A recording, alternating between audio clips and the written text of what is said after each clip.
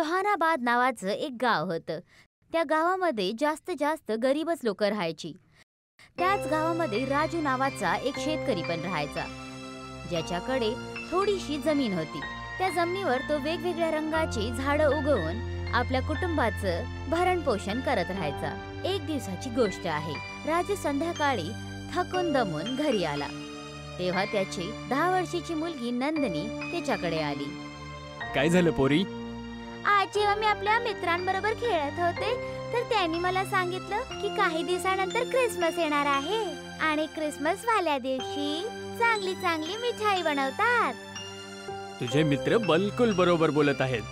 बाबा, माझे मित्र सांगत होते की खूप वर्ष पहिला क्रिसमसच्या दिवशी गावामध्ये प्रत्येक वर्षी सॅन्टा पण यायचे आणि ते सगळ्या मुलांना खूप सगळे गिफ्ट्स पण देऊन जायचे.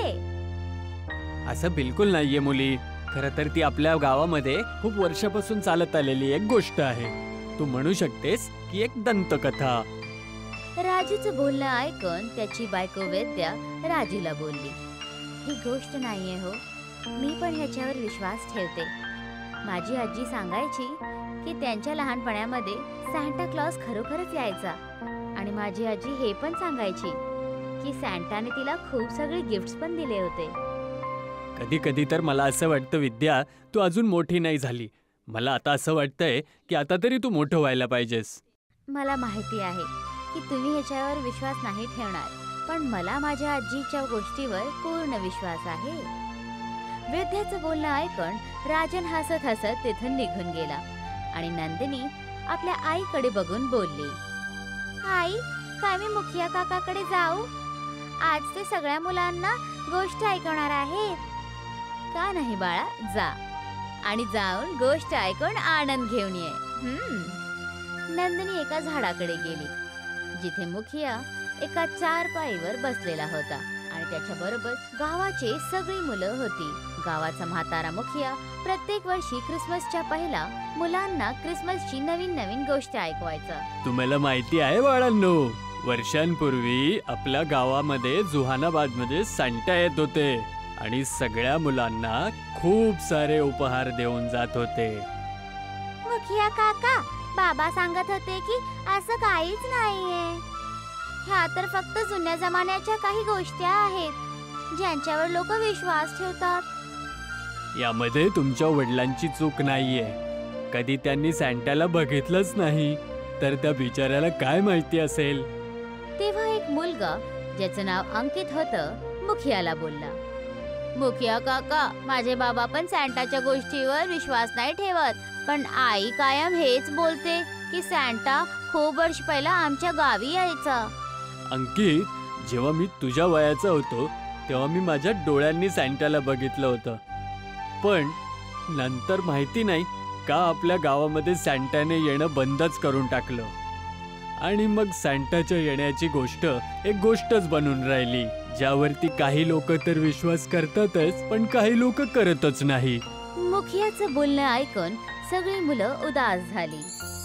माझं खूप मन करतंय की सॅन्टा आमच्या समोर पण येऊ आणि आम्हाला आपल्या हातांनी खूप सगळे गिफ्ट देऊन जाऊ. मी तर मागच्या वर्षी क्रिसमसला पूर्ण रात्र नाही झोपलो. माझी आई मला सांगायची की क्रिसमसच्या रात्री सॅन्टा येतो, म्हणून मी पूर्ण रात्र जागत राहिलो, पण सॅन्टा नाही आला. उद्या क्रिसमस आहे मुखिया काका आणि मी पण पूर्ण रात्र सॅन्टाचीच वाट बघेन.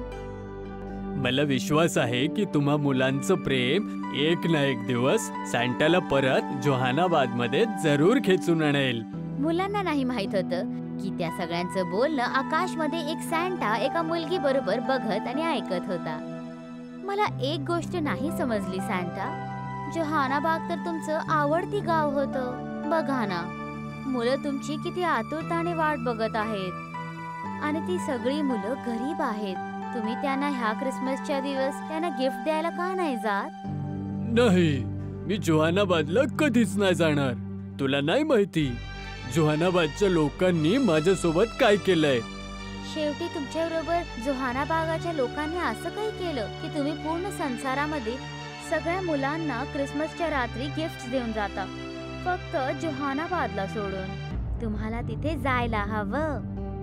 तुला जाणून घ्यायचंय की मी जोहानाबादला का नाही जात? मी नक्की जायची इच्छुक आहे. माझ्याकडून ह्या मुलांचं दुःख बघवत नाहीये. जर का असंच राहील तर तुमचं नाव फक्त एक गोष्ट बनून राहील आणि काही वर्षानंतर लोक तुम्हाला विसरून पण जातील. तर मग ठीक आहे, मी तुला सांगणार नाही, तर मी तुला दाखवणार. हो हो हो हो. एवढं बोलून सॅन्टाने जसंच आपला हात पुढे हलवला, एक दृश्य त्या मुलगीच्या समोर चालायला लागला. ख्रिसमस संपण्यासाठी काहीच दिवस बाकी आहेत. जोहानाबादची मुलं माझी खूप वेळापासून वाट बघत आहेत. मला त्वरित त्यांच्याकडे जावं लागेल. सॅन्टा आपल्या सवारीवर बसून जोहानाबाग काहीच सेकंदांमध्ये पोहोचले आणि एका लहान झोपणाऱ्या मुलाला खूप प्रेमाने बघायला लागले. पण सॅन्टाला हे माहिती नव्हतं की कोणी मागून त्यांना बघत होतं. त्या माणसाने आपल्या चेहऱ्याला काळ्या कपड्याने लपवलेलं होतं. मी असं ऐकलं आहे की सॅन्टाच्या सवारीमध्ये एक असं गिफ्ट असतं ज्याला जर मी चोरलं तर तो व्यक्ती कधीच म्हातारा नाही होत. पण जर मी असं करेल तर काही सॅन्टा नाराज न हो आणि मला ओळखून न घेऊ. मी पण किती पागल आहे. मी तर माझं तोंड काळ्या कपड्याने झाकलं आहे ना. पण मला त्या गिफ्टला चोरण्यासाठी सॅन्टाचे सगळेच गिफ्ट चोरून घ्यावे लागतील.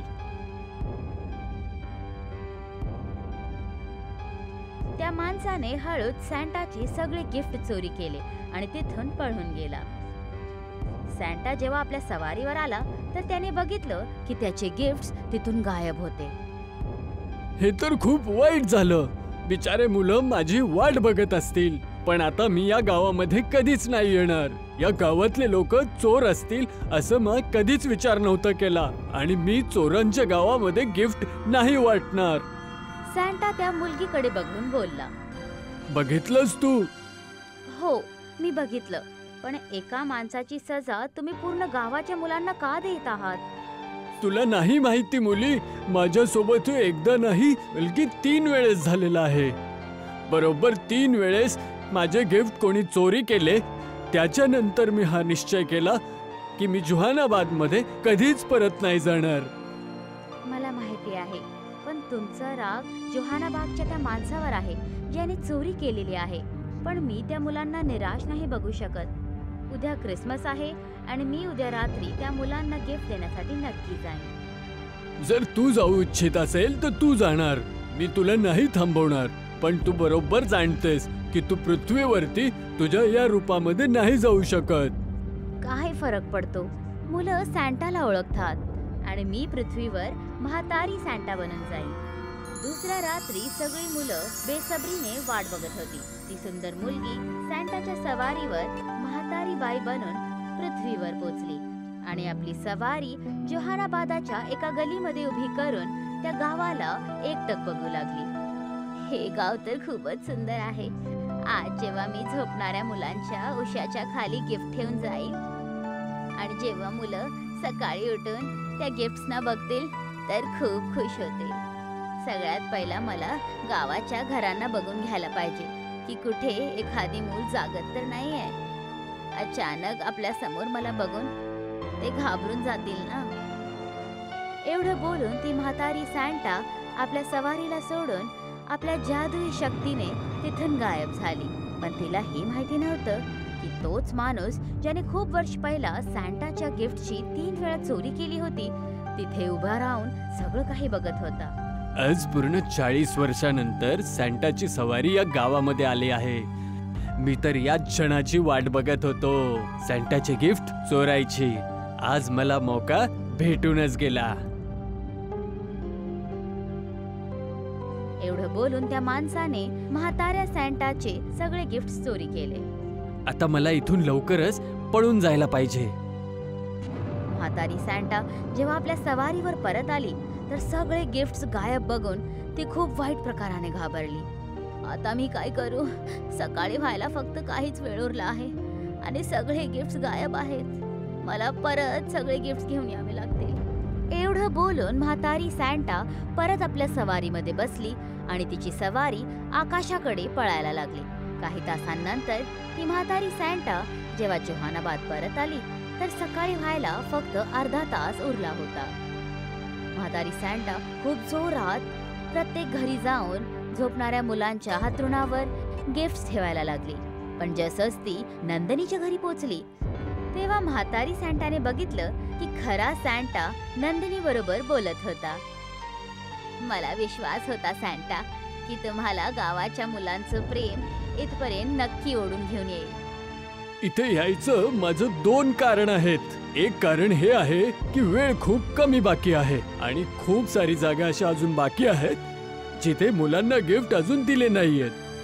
तू तुझ्या सवारीने जाऊन सगळ्या त्या जागेवरती गिफ्ट वाटून ये जिथे त्या मुलांना गिफ्ट्स नाही मिळालेत आणि मी आता त्या चोराला पकडूनच इथून वापस येईल. सकाळी होण्यासाठी फक्त काहीच वेळ उरला आहे. सकाळपर्यंत तुम्ही त्या चोराला कसं पकडू शकणार? जरूर पकडू शकेल. सध्या तू जाऊन त्या जागेवरती गिफ्ट दे जिथे गिफ्ट अजून पोहोचणं बाकी आहे. सॅन्टाचं बोलणं ऐकून ती म्हातारी सॅन्टा आनंदात आपल्या सवारीमध्ये बसून तिथून निघून गेली. मला पूर्ण विश्वास होता सॅन्टाजी की तुम्ही खरोखरच आमच्या गावी येत राहायचे. तुम्ही अचानक यायचं बंद का केला? कारण तुमच्या गावातले तुमचे सगळे गिफ्ट कोणत्या तरी व्यक्तीने चोरले. तेव्हा मला खूप जास्त राग आला आणि मी निर्णय घेतला की मी तुमच्या गावामध्ये आजपासून गिफ्टच नाही वाटणार. तर मग तुम्ही आता परत रागवणार आहात? नाही मुलांनो, मला आता माझ्या गोष्टीवरची पश्चाताप होतोय की मी एवढ्या वर्षापासून तुम्हाला गिफ्ट का नाही दिले. सॅन्टाचं बोलणं नंदिनीचा बाबा राजू एकटक लावून ऐकत होता. राजू ताबडतोब तिथे येऊन सॅन्टाला बोलला. तर मला सांगा सॅन्टा, तो कोण आहे की ज्याने एवढ्या मुलांचे गिफ्ट चोरून घेतले? मला नाही माहिती की तो कोण आहे ज्याने सगळ्या मुलांची गिफ्ट चोरले आणि त्याने आज सुद्धा चोरी केली आहे. याचा अर्थ असा आहे की तो चोर अजून याच गावामध्ये आहे. सरपंचजी, सांताचे गिफ्ट ज्याने चोरलेले आहेत तो अजून गावामध्येच आहे. मी खूप छोटा होतो सांता जेव्हा तुम्ही मला गिफ्ट देऊन गेले होता. मी तुमच्या त्या गिफ्टला मी आजपर्यंत सांभाळून ठेवलं. मी त्या चोराकडून मी तुमची क्षमा मागतो. ओ हो हो हो, मला फक्त एवढं माहित आहे की तुमच्या गावामध्ये असा व्यक्ती जरूर आहे जो वर्षांवर्षापासून म्हातारा नसेल झाला. त्याच्या चेहऱ्यावरती आज पण तेवढाच ताजेपणा असेल जो आजपासून 40 वर्षापूर्वी होता. सॅन्टाचं बोलणं ऐकून मुखिया एका गाढ विचारात पडला आणि ताबडतोब राजूकडे बघून बोलला. असा व्यक्ती आपल्या गावामध्ये फक्त बल्लीच आहे. त्याचाच त्याच्या शरीरावरती आणि वयावरती काहीच प्रभाव नाहीये. आपल्याला बल्लीच्या घराची लगेच तपासणी करावी लागेल. मुखिया राजूला घेऊन ताबडतोब बल्लीच्या घरी गेला. मुखिया आणि राजूने बघितलं की चोरी केलेले गिफ्ट्स बल्लीच्या घरी ठेवलेले होते. मला तुझ्याकडनं ही अपेक्षा नव्हती बल्ली. तुला धक्के मारून गावातून बाहेर काढलं पाहिजे. तुला लाज नाही वाटली सांताची गिफ्ट चोरी करण्यासाठी? आणि ते सुद्धा त्या मुलांचे गिफ्ट जे सकाळी तळमळीने त्याची वाट बघत असतात. तुझ्यामुळे काय माहिती किती वर्षापासून मुले सांताच्या गिफ्ट पासून वंचित राहिले. आज 40 वर्षानंतर सांता जोहानाबाद मध्ये आले तरी सुद्धा तू त्यांचे गिफ्ट चोरलेस. मला क्षमा करा मुखियाजी. मला माझ्या चुकीचा पश्चाताप झालाय. मला माफ करा. तेव्हा तिथे सॅन्टा हसत हसत आला. माफी जर मागायची असेल तर मला नको, सॅन्टाजींना माग. जर हे तुला क्षमा करतील तर हा पूर्ण गाव तुला क्षमा करेल. मला माफ करा सॅन्टाजी. मी हे सगळे गिफ्ट वापस द्यायला तयार आहे. नाही, या गिफ्टला तू तुझ्या जवळच ठेव आणि एक वचन दे की तू भविष्यामध्ये कधीच चोरी नाही करणार. मी वचन देतो की मी कधीच चोरी नाही करणार. ठीक आहे, जा, मी तुला क्षमा केलं.